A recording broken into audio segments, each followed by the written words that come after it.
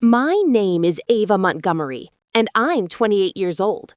6 months ago, I boarded a red-eye flight from Los Angeles to Connecticut, my stomach knotted tighter than the silk ribbon on the small silver box tucked inside my carry-on. I was heading home, not to the sprawling colonial house in Greenwich where I grew up, but to the Greenwich Country Club, the glittering venue for my older sister Isabella's wedding. The kind of wedding that makes the society pages. 400 guests, 7-figure budget, every detail curated like a Vogue spread. I told myself this trip was about closure, about finally being seen. I was wrong. When I arrived at the club, the late afternoon sun was glinting off the marble steps and the perfectly manicured lawns. I smoothed this simple navy dress I'd chosen, elegant enough not to embarrass anyone, understated enough not to compete, and walked up to the reception table. 2 young women in crisp black uniforms smiled politely as I gave my name. Ava Montgomery, I'm the bride's sister. The first woman's smile faltered. She scanned the tablet, then again, her finger tracing the list with growing confusion. The second woman leaned over, whispering something. They exchanged a glance that was equal parts pity and awkwardness. "I'm so sorry, ma'am," the first said, her voice soft. "Your name isn't on the guest list." I felt the air leave my lungs. I'd known, deep down, that this was possible, but hearing it out loud still stung like a slap. I forced a calm smile. "Could you double-check?" "Montgomery, Ava." They did. Twice. The result was the same. I stepped aside, pulled out my phone, and dialed Isabella. The call connected after 2 rings. Behind her voice, I could hear the soft hum of champagne flutes, string quartet music, laughter, the cocktail hour in full swing. "Ava?" Her tone was sharp, impatient, as if I'd interrupted something important. "What is it? I'm kind of busy." "I'm here," I said quietly, "at the club. My name isn't on the list." A pause, then a short, cold laugh. "You really think you'd fit in here?" she said. "This is for people who matter, Ava. Important people, not whatever it is you do out in California." The words landed hard, but I'd heard variations of them before. I swallowed the hurt. "I just wanted to be here for you," I said, "to give you my blessing. And a gift." "Gift?" she snorted. "What could you possibly give me that I don't already have? Save it. And please don't make a scene. This is my day." The line went dead. I stood in the grand foyer, surrounded by crystal chandeliers and fresh orchids that probably cost more than my monthly rent back in LA. Guests in designer gowns and tailored tuxedos drifted past me, oblivious. I could have fought. I could have marched inside, demanded to see my parents, caused the kind of drama that would have been talked about for years. But I didn't. Instead, I walked to the gift table, a dazzling display of Tiffany blue boxes, Hermes orange, glossy white packages tied with gold ribbon, envelopes that undoubtedly held checks with too many zeros. My small silver box looked almost humble next to them, like a whisper among shouts. I placed it carefully near the edge, slipped a simple white card beneath the ribbon. "To Isabella, from your sister Ava." I took one last look at the ballroom doors. Somewhere inside, my mother was probably adjusting Isabella's veil, my father shaking hands with hedge fund titans and old money families. Isabella was glowing, basking in the spotlight she'd always craved. None of them were thinking about me. That was fine. They would be soon enough. I turned and walked out through the same marble foyer, past the string quartet, past the valets in white gloves. Outside, the autumn air was crisp and clean. I pulled out my phone, booked the next flight back to Los Angeles, and slid into the back of a waiting car. As the country club disappeared in the rearview mirror, I smiled. Just a small, quiet smile. Because that silver box wasn't just a gift. It was the truth my family had spent 28 years trying to bury. Hours later, while I was already airborne, Isabella reached for it. In front of 400 of Connecticut's most powerful, most polished, most judgmental guests, she lifted the lid and she screamed. Before I tell you exactly what was inside that box and why it unraveled everything my sister had so carefully constructed, Please take a second to like this video if you're already hooked, and subscribe if you want to hear how the rest of this story unfolds. Drop a comment below. Where are you watching from? And have you ever been deliberately excluded from a family event? I read every single one. Trust me, this gets wilder. That small silver box didn't just contain a gift. It contained the truth my family spent 28 years hiding. I grew up in a classic colonial home in Greenwich, Connecticut, a 3-story Georgian mansion with red brick walls covered in time-worn ivy, slate gray roof tiles, and ancient oak trees surrounding it like a fortress.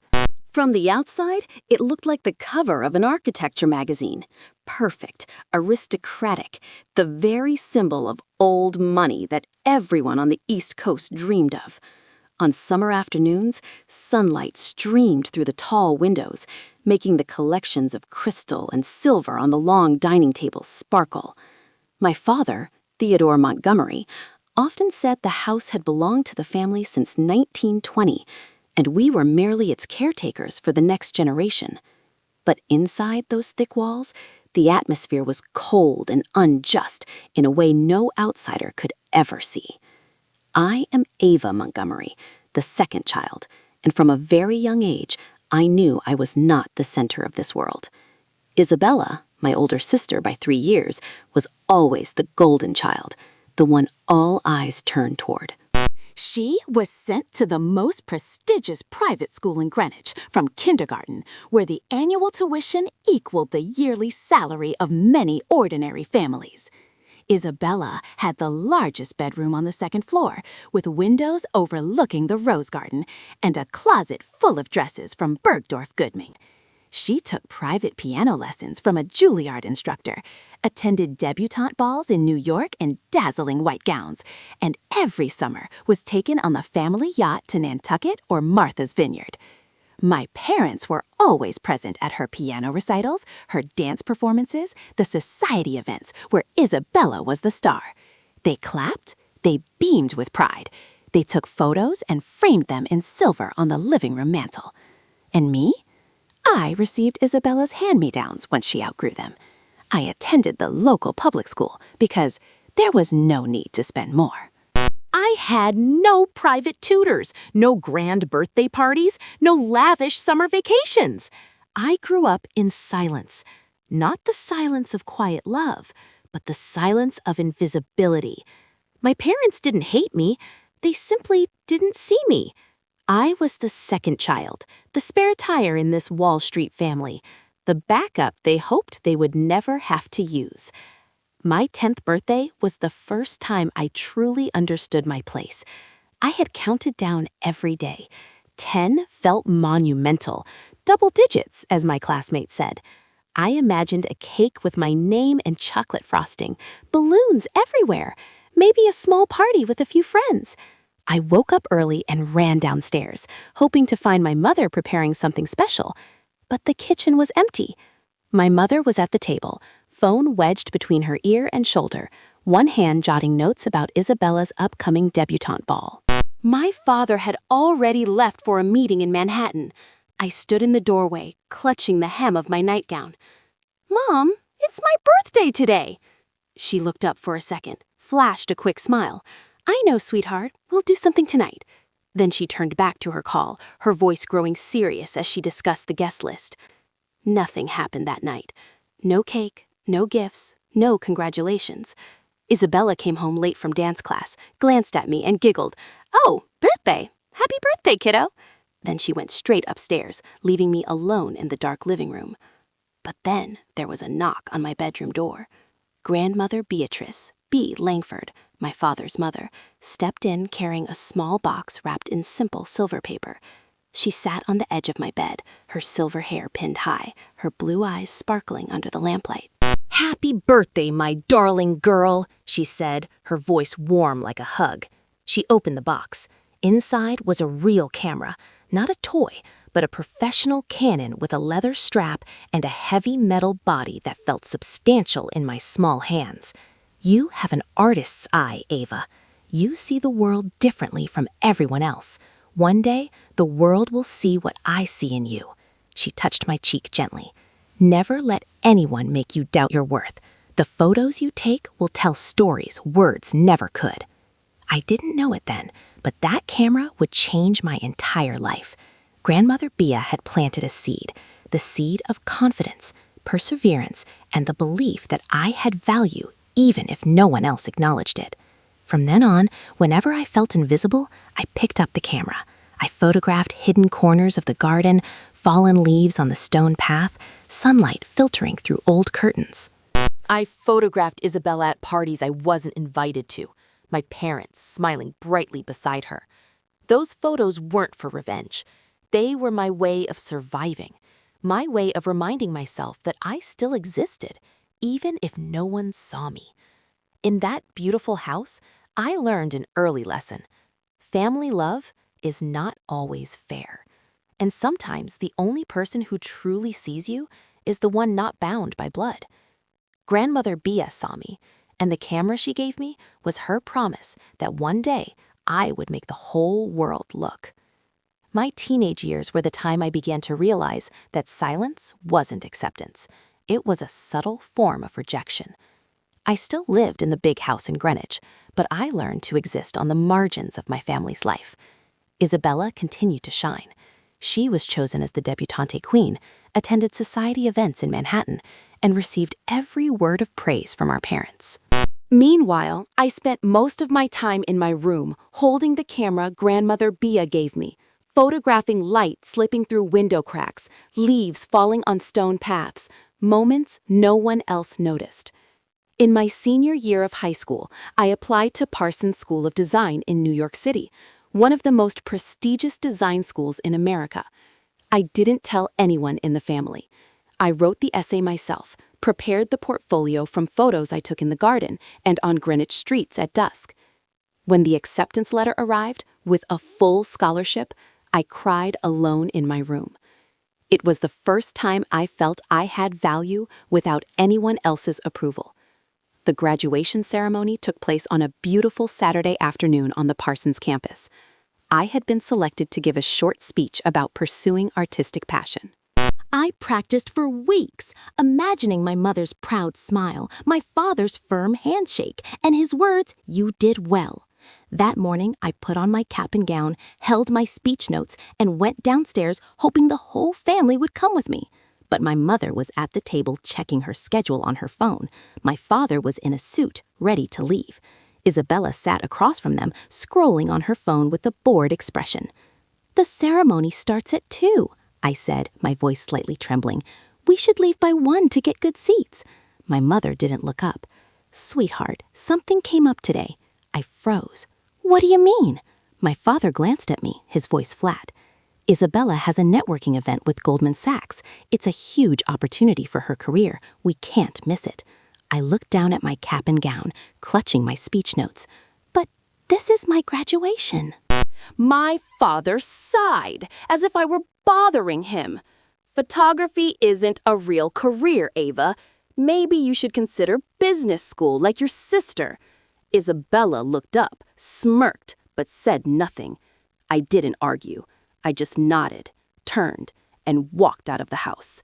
I took the subway alone to Manhattan, sat among strangers, clutching my speech notes like a secret. When I stood on stage, looking out at the auditorium full of parents and friends, I saw no familiar face, except Grandmother Bea. She sat in the front row, silver hair shining under the lights, clapping louder than anyone. She was the only one who stood when my name was called to receive my diploma. Afterward, she rushed to hug me tightly. "You did so well, my granddaughter," she whispered, eyes glistening. "Remember, real treasures aren't the ones people fight over. Sometimes they're the ones quietly passed down." I didn't fully understand her words then, but they sank deep into my heart. That evening, when the family came home and Isabella recounted her tremendously successful networking event, I sat alone in my room, staring at my diploma. I realized that if I stayed in Greenwich, I would forever remain in Isabella's shadow. I would forever be the second child, the spare tire, the person my parents only remembered when they needed me in a perfect family photo. So I made a decision. I bought a one-way ticket to Los Angeles. I packed 2 suitcases with clothes, Grandmother Bea's camera, and my diploma. I didn't say goodbye. There was no need. No one would notice I was gone until they needed me for another family portrait.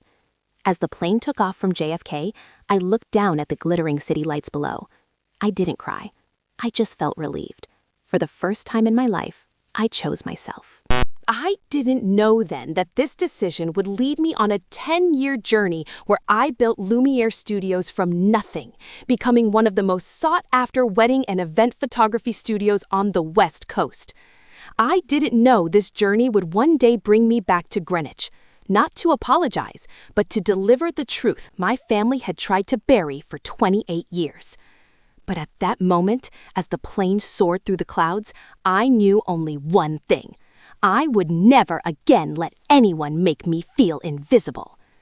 After the plane landed at LAX, I stepped out with 2 suitcases and Grandmother Bea's old camera, everything I brought from Greenwich. Los Angeles greeted me with blinding sunlight, blaring car horns, and the smell of exhaust mixed with ocean air. I had no friends, no place to stay, no network. I had only one decision. I would never look back. I rented a tiny studio apartment in Echo Park, an old place with peeling white walls and a window overlooking an alley full of graffiti.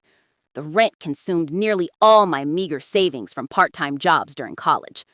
In the beginning, I worked as an assistant for a wedding photographer in the Hollywood Hills. The job wasn't glamorous. I carried lights, adjusted lighting, cleaned lenses, ran to buy coffee for clients, and stood outside the frame observing everything. I worked 12, 14 hours a day, no weekends off. Every dollar I earned, I saved half to buy better equipment, a superior lens, a basic studio lighting kit, an old laptop for editing. I learned everything from real life. I learned how to master natural light during sunset shoots on Malibu beaches, how to make nervous brides feel comfortable, how to capture authentic moments without anyone noticing the camera. I never told anyone I had studied at Parsons. I just wanted to prove myself through results. After 3 years as an assistant, I decided to go independent. I registered my company, Lumière Studios, a name inspired by light, from what Grandmother Bea once said about seeing the world differently. At first, I had only an Instagram page with a few hundred followers, mostly old Parsons friends and people I shot for free. My first client was a young couple in Silver Lake, with a modest budget, but they loved the photos I took. Word of mouth spread. I shot more small weddings, then larger ones, then editorial shoots for local magazines. I worked relentlessly. I turned down party invitations, dates, vacations.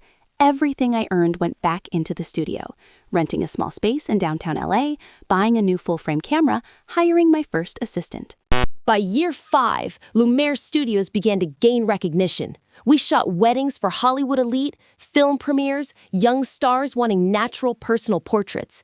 One photo I took for an up-and-coming actress appeared in Vogue, not on the cover, but in a small feature about young photographers redefining wedding photography.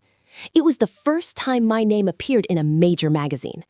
By year 8, Lumière Studios surpassed $3 million in annual revenue. We had a team of 10, an office with floor-to-ceiling windows overlooking the Los Angeles skyline, and a booking calendar filled 2 years in advance. My clients included celebrities. A pop star hired us for a secret Malibu wedding. An Oscar-winning actor wanted natural family portraits. I no longer carried lights. I was the one behind the lens, deciding the light, telling the story through every frame. But I never bragged. I never posted captions like, "From a small-town girl in Greenwich to LA," never tagged my family, never sent magazine links to my parents. I stayed silent, just as Grandmother Bea taught me. She once said, "People who are truly successful don't need to shout to prove it. They let their work speak." Meanwhile, Isabella still called regularly, not to check on me, but to brag about her achievements. She had become a senior marketing director at a major advertising firm in New York, with a corner office overlooking Central Park, engaged to Julian Harrington, the son of an old-money Connecticut family. Every call was the same. "Ava, guess what? I just signed a 7-figure deal with a major brand. How about you? Still taking pictures of strangers?" I always answered briefly, "Congratulations, sis, I'm doing okay." She laughed mockingly over the phone. Okay, you should think about coming back and doing something real. Wedding photography forever is just wedding photography. I didn't argue. I didn't tell her that the week before I had turned down a contract to shoot a tech billionaire's wedding because my schedule was full. I didn't tell her Lumière Studios had just been invited to shoot a Met Gala after-party. I just said, "Have fun with your new contract." After each call, I looked out my office window at the city lights twinkling like fallen stars. I didn't need their validation. I had validated myself. But deep down, I still carried a small pain. Not jealousy toward Isabella, but a part of me still hoped that one day they would see, truly see who I was. Not the little sister who takes photos, but Ava Montgomery, the woman who built an empire from nothing, from silence and perseverance. I didn't know then that this very silence would become my most powerful weapon years later. When that small silver box was placed on Isabella's gift table, I was no longer the spare tire.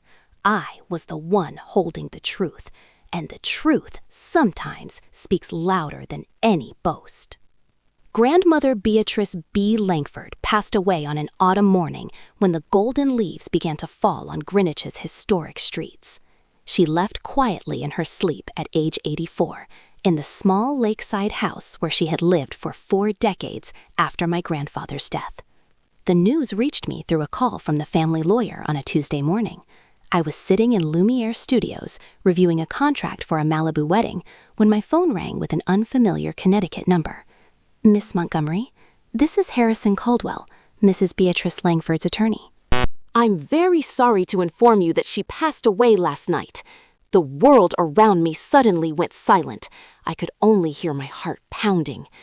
Grandmother Bea was the only person in my family who truly saw me, not as Isabella's shadow, but as a separate human being. I booked a flight back to Greenwich that same afternoon without telling anyone. The funeral was held at Christ Episcopal Church, a historic 19th century building with tall stained glass windows and polished wooden pews. Hundreds attended: art patrons, painters, designers, recipients of scholarships from her foundation. Grandmother Bea wasn't just a wealthy woman. She was a quiet supporter of the arts, funding small galleries, design scholarships, and young artists no one had heard of yet. I sat in the 3rd row, alone. My parents and Isabella sat in the front, accepting condolences with composed faces. Isabella wore a black Chanel dress, eyes red but still perfectly beautiful. I noticed they weren't really crying, they were calculating. Between hugs and words of sympathy, I overheard whispers. "The Langford collection," Isabella said softly to my mother. "She promised it to me." My mother nodded, whispering back, "We'll talk to the lawyer after the service. Don't worry, sweetheart." I sat there, staring at Grandmother Bea's polished walnut casket, while my family counted her estate like stocks on Wall Street. She deserved better. We all did. After the service, as people began to leave, a hand touched my shoulder. Mr. Caldwell, the lawyer, silver-haired, kind-eyed, stood there. "Miss Montgomery, could you stay a moment? There's something Mrs. Beatrice wanted to give you privately." My heart pounded. I followed him to a small room behind the church, where light from the stained glass windows fell across an old wooden table. He placed a manila envelope on the table containing 2 documents and a handwritten letter. "Mrs. Beatrice came to me 2 years ago," he said. "She was very specific about her wishes. What I'm about to show you is separate from her public will." I opened the first document. It was a notarized amendment to the will. I read it 3 times before it sank in. The entire Langford jewelry collection, pearls from the 19th century, Art Deco diamond earrings, a sapphire brooch once owned by a British duchess, valued at $2.8 million, was left solely to me. Not Isabella, not my mother, only me. My hands trembled as I opened the letter. Grandmother Bea's familiar, graceful handwriting. "My dearest Ava, If you're reading this, I'm gone. I want you to understand why I made this choice. Isabella sees these pieces as trophies, status symbols to display and envy. But you, my darling granddaughter, see their history, their meaning, the stories behind each stone. You understand that beauty isn't about possession, it's about preservation and reverence. Your mother and sister will be angry. They'll say I was mistaken. But I've watched you grow in silence into an extraordinary woman, even when no one else was watching. These pieces belong with someone who will honor them. They belong with you. All my love, Bea. Tears fell onto the paper. Mr. Caldwell said gently, "One more thing. Mrs. Beatrice requested that this remain confidential until you decide the right moment to reveal it." I nodded, unable to speak. I tucked the documents into my bag and walked out of the church, carrying a secret heavy in my heart. I knew I would keep silent, not out of fear, but because I wanted the moment to arrive when it mattered most. I didn't know then that only a few months later, that secret would be placed inside a small silver box and delivered to exactly the place it needed to be, Isabella's wedding.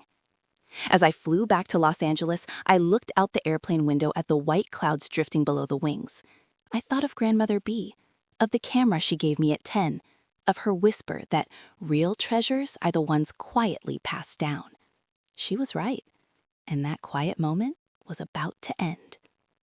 3 months after Grandmother Bea's funeral, news of Isabella reached me through an Instagram post. I was sitting in Lumière Studios editing a wedding set for Malibu when my phone buzzed with a notification from my sister's account.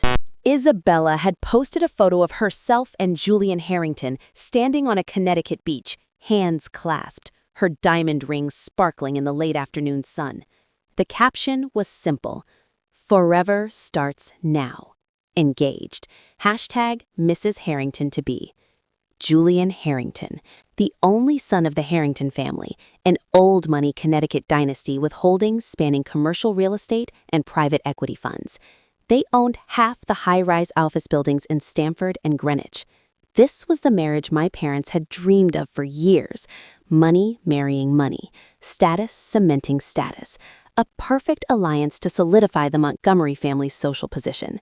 I stared at the photo for a long time, not out of jealousy, but because I realized that even after nearly 10 years away from Greenwich, I still hoped for something, an invitation, a message, a sign that I was still part of the family. I waited for the invitation. I checked my mailbox every day, refreshed my email constantly. I told myself they were just delayed because of their packed schedule. But week after week passed, and nothing came. No elegant paper invitation with the Greenwich Country Club logo, no RSVP email, not even a short WhatsApp message. Finally, I couldn't stand it anymore. I called my mother. The phone rang 3 times before she answered. Her voice was soft but cautious, as if she already knew why I was calling. "Ava, how are you?" "Mom," I said, trying to keep my voice steady. "I still haven't received Isabella's wedding invitation. Should I RSVP directly to her, or—" There was a long silence. I heard my mother's soft exhale, as if she were choosing her words carefully. "Ava," her voice grew quieter. "Isabella asked me to talk to you about this." My stomach dropped. About what? The wedding is going to be very intimate. Isabella thought it would be better if you didn't attend. You know how it is, Ava. The atmosphere will be very formal with many important guests. I'm afraid you might feel out of place. Intimate?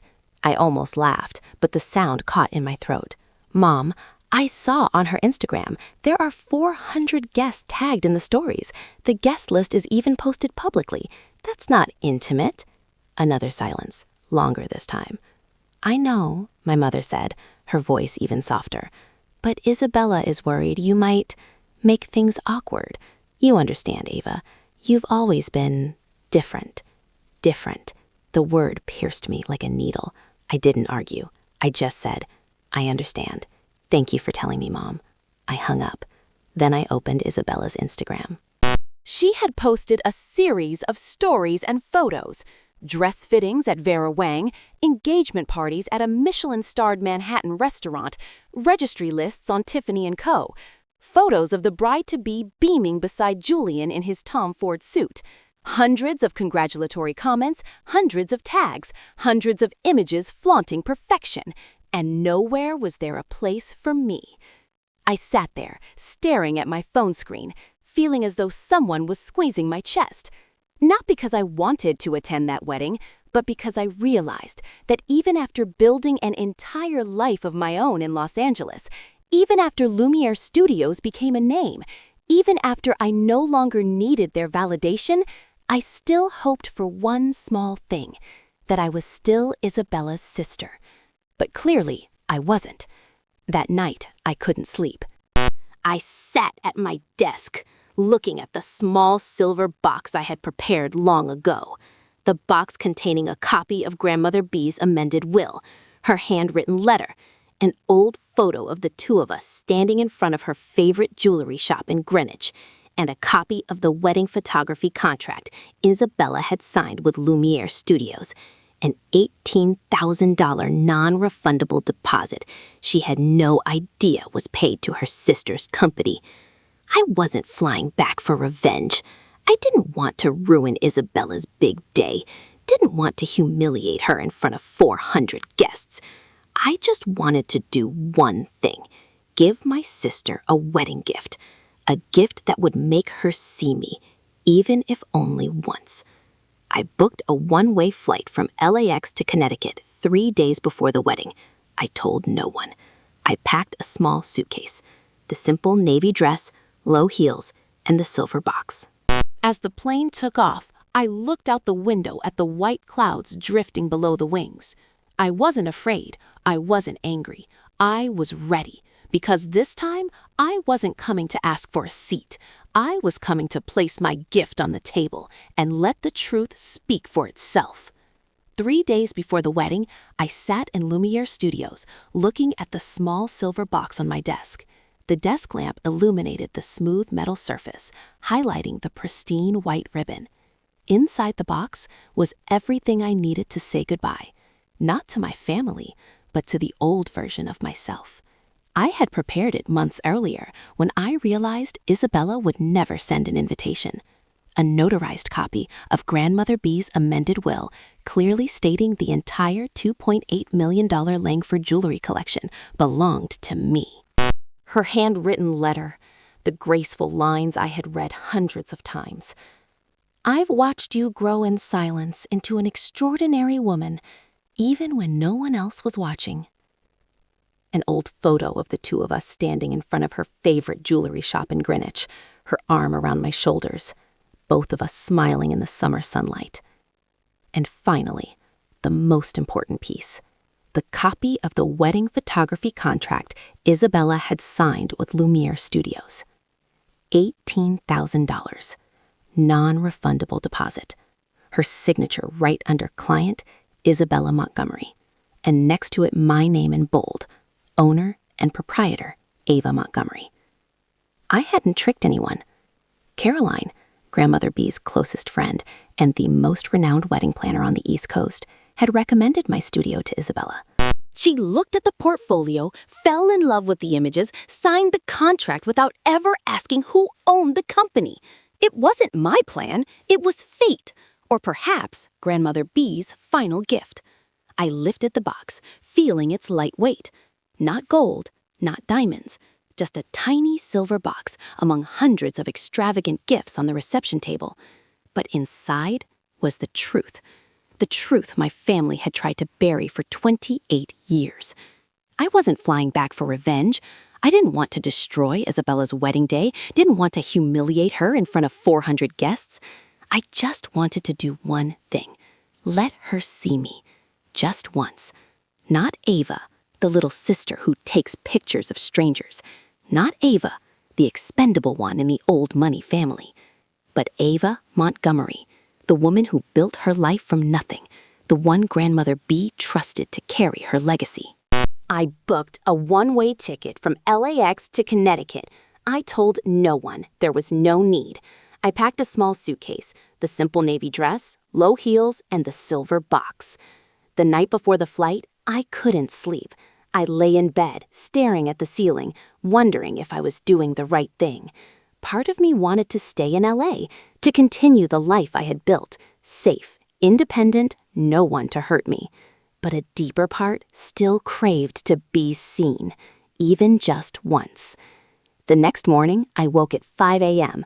I put on the dress, applied light makeup, looked at myself in the mirror. "You can do this," I whispered. I picked up the silver box, slipped it into my bag, and walked out the door. As the plane took off, I looked out the window at the white clouds drifting below the wings. I wasn't afraid, I wasn't angry, I was ready. Because this time, I wasn't coming to ask for a seat. I was coming to place my gift on the table and let the truth speak for itself. I knew that when Isabella opened that box in front of 400 distinguished guests, she would no longer be able to pretend I didn't exist. And perhaps that was all I needed. The Greenwich Country Club appeared before me like a perfect East Coast luxury painting. Rolling green golf courses, ancient oak trees casting shade, and the main building with tall white stone columns, red-tiled roof, and stained glass windows sparkling in the late autumn sun. I stepped out of the Uber, holding my small bag with the silver box safely inside. I wore the simple navy dress, low heels, hair neatly pinned. Elegant enough not to stand out, understated enough not to compete. I wasn't here to draw attention. I was here to finish. I walked into the main foyer. The air was thick with the scent of fresh flowers, white lilies, and blush peonies, mixed with expensive perfume and the soft laughter of guests. A string quartet played Vivaldi gently in the corner. I went straight to the reception table, where two young women in black uniforms were checking the guest list. "Good afternoon," I said calmly. "I'm here for the Montgomery Harrington wedding. My name is Ava Montgomery. I'm the bride's sister." The first woman smiled professionally, then looked down at her tablet. Her fingers scrolled through the list. Once, twice, 3 times. The smile faded. The second woman leaned over, whispered something. They exchanged glances, pity mixed with awkwardness. "I'm so sorry, ma'am," the first said softly, as if afraid to hurt me. "Your name isn't on the list? Are you sure?" "Ava Montgomery," I repeated, voice still steady. "Isabella's sister." They checked again. Still nothing. The second woman looked at me, eyes full of sympathy. "Maybe a system error. Can you wait a moment? We'll call the bride." "No need," I said. "I'll handle it myself." I stepped away from the table, heart pounding but hands steady. I took out my phone and dialed Isabella. It rang twice. Background music, clinking glasses, laughter came through the line. "Ava?" Her voice was sharp, irritated. "What do you want? I'm very busy." "My name isn't on the list," I said calmly. "I'm here at the club." A pause, then a short, cold laugh. "You really thought you'd be invited," Isabella said, voice dripping with mockery. "This is a wedding for important people, Ava. People who matter, not you. You've always been the embarrassment of this family. Go home. Don't ruin my day." The words cut like a sharp blade, but I was used to similar wounds. I took a deep breath. "I just wanted to give you a wedding gift," I said, "to wish you well." "Gift?" she sneered. "What could you possibly give me that I don't already have? A homemade photo album? A free portrait session coupon? Don't be ridiculous, Ava. No one wants you here. Not Mom, not Dad, and definitely not me. You've never belonged here. Go back to California and take pictures of strangers." I stood in the foyer, surrounded by guests in evening gowns and tuxedos, but I felt like I was standing alone in a desert. I could have screamed. I could have stormed into the ballroom, confronted my parents, created a scene they would never forget. But I didn't. I just said, "I understand. I'll leave the gift on the gift table. Fine, whatever. Just don't make a scene." She hung up. I stared at the phone for a moment, then smiled. A small, calm smile. Because I knew exactly what was inside that box. And I knew exactly when she would open it. The gift table was a masterpiece of excess. Hundreds of boxes wrapped in Tiffany blue, Hermes orange, glossy white with gold ribbons, baccarat crystal, silver frames, thick envelopes undoubtedly containing six-figure checks. My silver box looked tiny and humble among them. I found an empty spot near the edge, placed it down, adjusted the white ribbon neatly. I pulled out the small card from my bag and wrote by hand, "To Isabella, from your sister Ava." One of the receptionists watched me from afar, her expression confused and sympathetic. She approached. "Are you sure you don't want to stay?" she asked gently. "I can call the coordinator. Maybe there's room." "No, thank you," I said, smiling lightly. "Some gifts speak louder when the giver is absent." She blinked, not fully understanding. I took one last look at the ballroom doors. Inside, my family was celebrating. My mother was probably complimenting Isabella's dress. My father was probably shaking hands with powerful men. Isabella was probably glowing, basking in the spotlight she always craved. No one was thinking about me. And that was fine. They would think of me soon enough. I turned and walked out of the foyer, past the crystal chandeliers, past the string quartet, past the beautiful guests in their beautiful clothes. I didn't look back. Outside, the autumn air was crisp and clean. I took a deep breath, called a car to the airport, and booked the earliest flight back to Los Angeles. As the car pulled away from the country club, I smiled, a real, relieved smile, because the reception was about to begin, and soon Isabella would reach for that small silver box. 2 months before the wedding, I was sitting in Lumière Studios reviewing the schedule for a Beverly Hills event when my phone rang, an unfamiliar Connecticut number. I answered. "Ava, it's Caroline Ashford." Caroline, the elegant woman with a voice like velvet, was Grandmother Bea's closest friend for 4 decades. She was the top wedding planner on the East Coast, having organized ceremonies for senators, Hollywood stars, and the oldest old money families. I smiled when I heard her voice. "Caroline, it's been a while. How are you?" "I'm well, darling. Beatrice always talked about you. So proud." Her voice was warm, but then shifted to business. "I'm calling because there's a bride in Greenwich who needs a photographer. Very particular, very demanding. She wants the best, and I told her Lumière Studios is the best." I sat up straight. "Thank you." But who is it? Caroline paused for a second, then said gently, "It's Isabella, your sister. She signed the contract last week. $18,000 non-refundable deposit. She saw the Lumière portfolio and fell in love with it, but she has no idea you're the owner." My heart pounded, not from anger, but from a strange feeling, as if fate had just smirked. "You knew and still recommended us?" I asked. Caroline laughed softly. "Beatrice would have wanted this, Ava. She always said, the truth always finds its way out. The contract is signed. Whether you show up personally is entirely your choice." I looked out the window at the Los Angeles skyline sparkling in the afternoon sun. My sister, the one who always called me the girl who takes pictures of strangers, had just hired my company to photograph the most important day of her life, and she had no idea. I didn't say any more. I just thanked Caroline and hung up. At that moment, I didn't know what I would do, but the seed had been planted. 1 month before the wedding, Caroline told me the details of Isabella's bridal brunch. The event was held in a private room at the Inn at National Hall, a luxurious boutique hotel by the Connecticut River.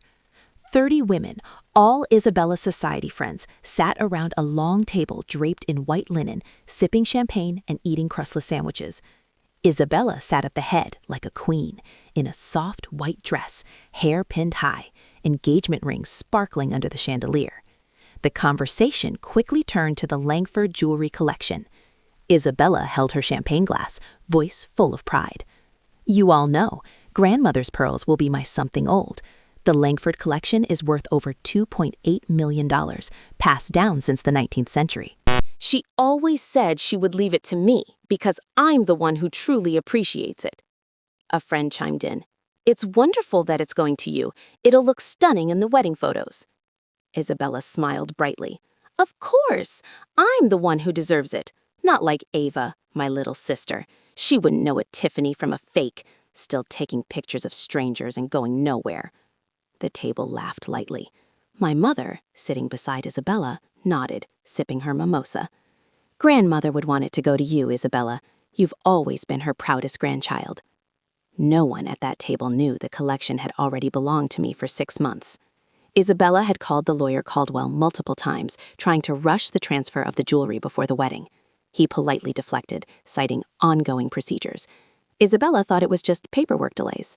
She had even commissioned a custom display case in her bedroom, ready to receive her inheritance. She told Julian and the Harrington family about the family collection to impress them. She bragged to friends, planned which magazines to feature it in.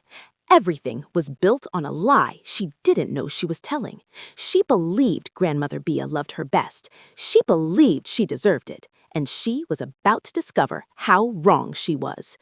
When Caroline recounted the brunch to me over the phone, her voice gentle but meaningful. Beatrice saw everything, Ava.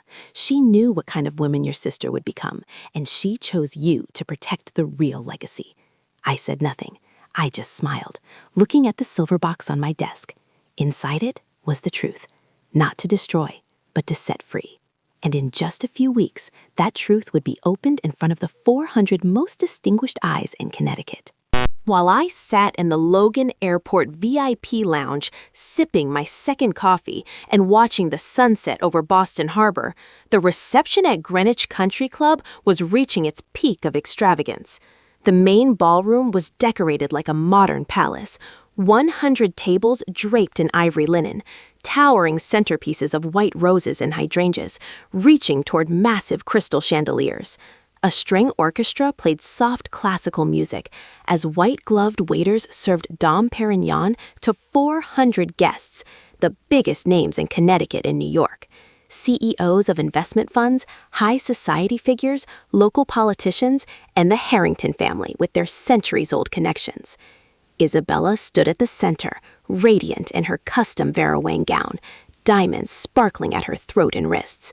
Julian sat beside her, handsome in his black tuxedo, smiling politely.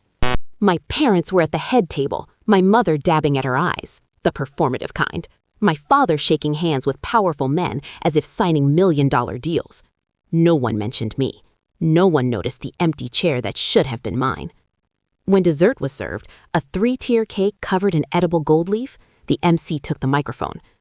Ladies and gentlemen, now for a special moment, the bride and groom will open a few gifts before we cut the cake. Isabella clapped excitedly. Julian smiled beside her. The gift table was wheeled out, a sea of luxurious boxes, Tiffany blue, Hermes orange, glossy white with gold ribbons.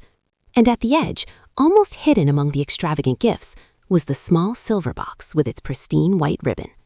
Isabella glided to the table like a queen approaching her throne.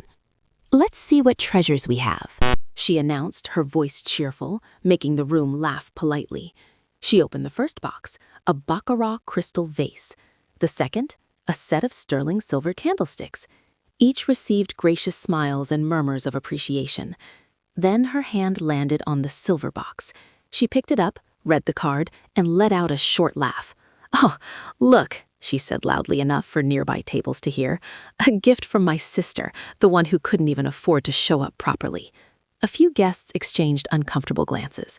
Julian frowned slightly. "Isabella, let's see what she got us," he said gently. She untied the ribbon, still smiling for the crowd. She lifted the lid. Inside was a thick, official-looking envelope. Her smile faltered. She pulled out the papers, unfolding them slowly.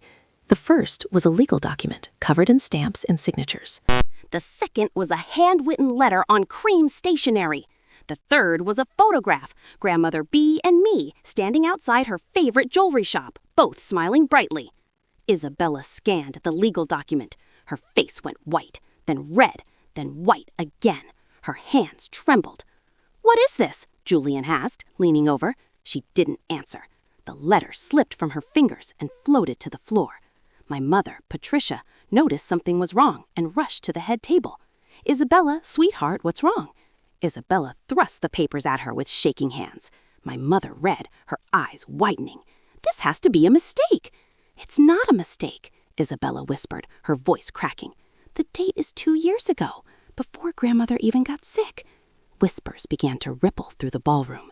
The guests closest to the head table had seen enough. The bride's stricken face, the trembling papers in her hands. "Isn't that the jewelry collection she was bragging about earlier?" someone murmured. $2.8 million. She said it was hers. Isabella heard them, her face twisted. "This is fake. My sister forged it. She's always been jealous of me." My father, Theodore, appeared beside my mother, his expression grim. He took the document, read it, then picked up the letter from the floor. Grandmother Bea's handwriting. He recognized it immediately. His jaw tightened. "Harold," my mother's voice was thin, "tell me this isn't real." But my father didn't answer. He knew his mother's handwriting. He knew her signature.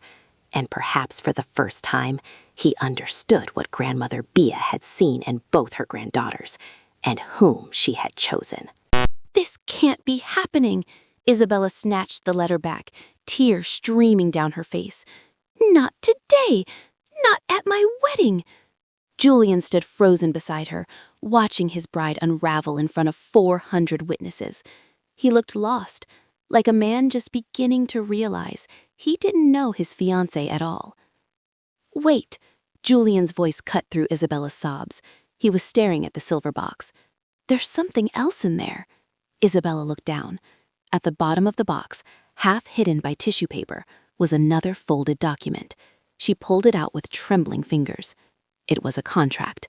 The header read, "Lumière Studios, Wedding Services Agreement." Her eyes dropped to the signature page.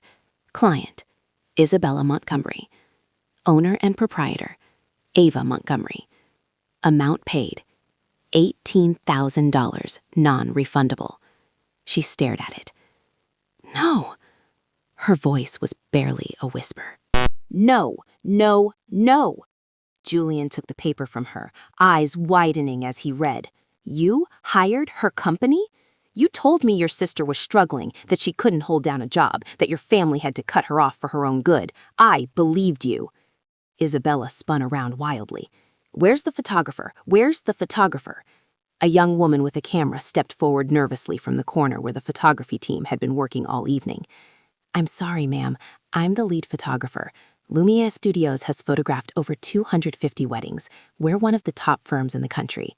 The ballroom fell completely silent. 400 guests, every single one watching Isabella's carefully constructed world crumble in real time. Someone at a nearby table pulled out their phone. Did she say 2? $8 million? And the sister owns the photography company she called a failure? Julian was still holding the contract, his face unreadable. "Isabella," he said quietly, in a tone no one had ever heard from him before. "What else have you lied about?" Isabella couldn't answer. She was too busy reaching for her phone. She needed to call me. She needed to scream at someone. She needed to fix this. But some things can't be fixed. Meanwhile, someone had started recording. The video began spreading, from phone to phone, from the reception table to social media. Within hours, it would reach millions of views with the caption, "Rich bride discovers her loser sister is actually a millionaire and the photographer of her own wedding." While the video started going viral, I was still at the airport, my phone silent in my bag. I didn't know it yet. But I knew one thing. The small silver box had done its job, and for the first time in my life, I was no longer invisible. I was still sitting in the Logan Airport VIP lounge, nursing my second coffee, when my phone began to vibrate relentlessly. The screen lit up with a flood of missed calls and messages. First Isabella, 17 missed calls in 10 minutes. Then my mother, my father, even some unknown Connecticut numbers. I let them ring. I didn't answer. I knew what was happening. The silver box had done its work. As the plane took off, one final message appeared from an unknown number. Julian Harrington.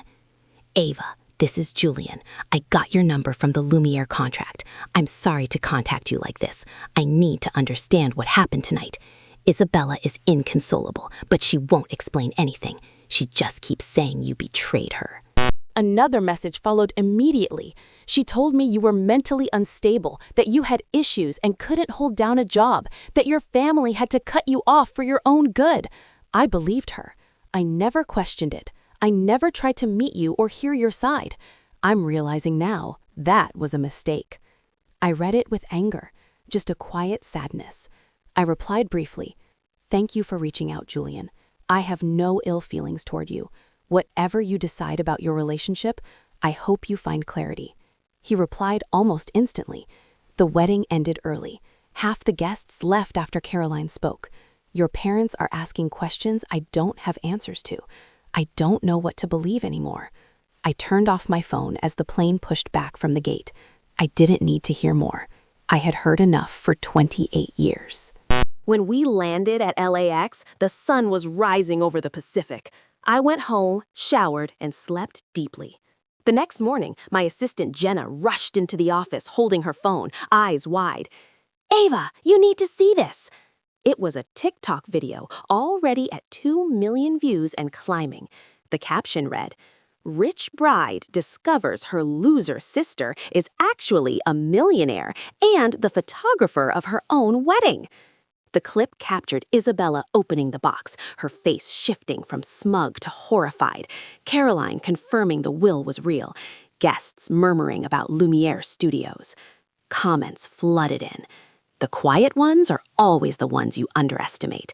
Grandma knew exactly who deserved those jewels. This is the most satisfying thing I've ever seen. I sat down slowly and watched it all. I didn't feel joy. I didn't feel vindication. Just a heavy ache in my chest. 3 days later, my mother appeared at Lumière Studios. She stood at the reception desk in her familiar Chanel suit, hair perfectly pinned, but her eyes were red-rimmed and uncertain. She looked around, the awards on the shelves, magazine covers framed on the walls, floor-to-ceiling windows overlooking downtown LA. "This is yours?" she asked when she saw me. "Yes," I said. "Come in, Mom." I led her to my private office and closed the door. She sat across from my desk, hands clenched around her purse. "I came to talk about what happened," she began, voice trembling. "I thought you ruined Isabella's wedding. How could you do that to your sister?" "I wasn't at the wedding, Mom," I said gently. "I wasn't invited. I just left Grandmother Bea's truth. The truth." My mother looked down. "But why in front of everyone? Why humiliate your sister like that?" "I didn't humiliate her," I replied. "She humiliated herself by bragging for months about jewelry that was never hers. She lied to Julian about me, lied to everyone about me. I just delivered the truth." My mother looked at me, really looked at me for the first time in my life, not as a shadow, but as a grown woman. Her gaze moved slowly around my office, the large windows, the awards, the photo of me with Grandmother Bea. Then she began to cry, not the delicate tears she used at social events, but real, raw, shaking sobs. "We failed you," she said between breaths. "I failed you. Isabella always demanded so much. She was loud about what she wanted, what she needed. And you were just quiet. You never complained. You never asked for anything. I thought that meant you were fine. I thought you didn't need us." "I stopped needing you," I said quietly, "because I knew you wouldn't be there." She flinched as if I had struck her. "I thought we gave Isabella extra attention because she needed it more.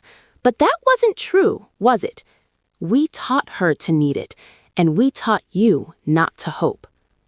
I said nothing. She wiped her face with trembling hands. "Beatrice tried to tell me. She said I was losing you. I didn't listen. I thought she was being dramatic." She looked at me with red eyes. "I don't expect you to forgive me, Ava, but I needed you to know. I see it now. I see what I did." I nodded. It wasn't forgiveness, but it was a beginning. Before she left, she told me about Isabella. Julian had postponed the honeymoon and was staying at his parents' house. The viral video made things worse. Isabella's company asked her to take a leave of absence until things calmed down. The Harringtons, old money, called my father asking if there was anything else Isabella had lied about.